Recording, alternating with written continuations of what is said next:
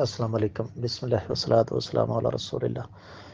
سوال آیا جی، شعر بولا جاتا ہے کہ اللہ اللہ کیے جانے سے اللہ نہ ملے، اللہ والے سے اللہ سے ملا دیتے ہیں، اس شعر کی شرعی حیثیت کیا ہے؟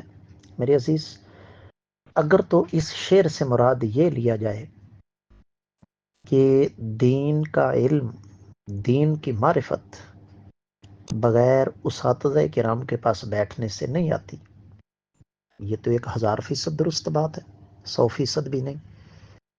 اس لیے کہ امام شافعی فرماتے ہیں من طلب العلم بالکتب تزندق، جو بندہ صرف کتابوں سے علم حاصل کرتا ہے وہ گمراہ ہو جاتا ہے۔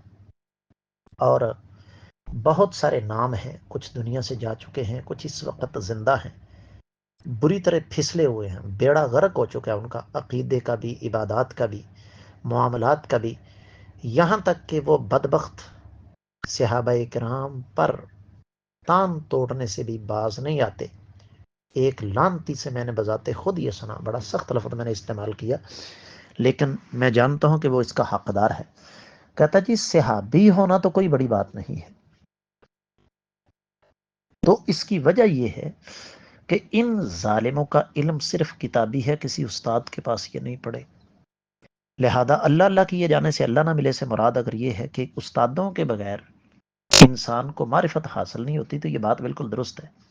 لیکن اگر اس سے مراد یہ ہے کہ اللہ تعالیٰ ہماری تو سنتا نہیں، ان فوت شدہ کی ٹالتا نہیں، بزرگوں کے صدقے وسیلے اور توفیل سے اللہ تعالیٰ ہمیں دیتے ہیں، تو یہ عقیدہ کفار مکہ کا تھا، ما نعبدہم الا لیقربونا الی اللہ زلفا، ہم ان کی عبادت اس لیے کرتے ہیں کہ یہ ہمیں اللہ کے قریب کر دیتے ہیں۔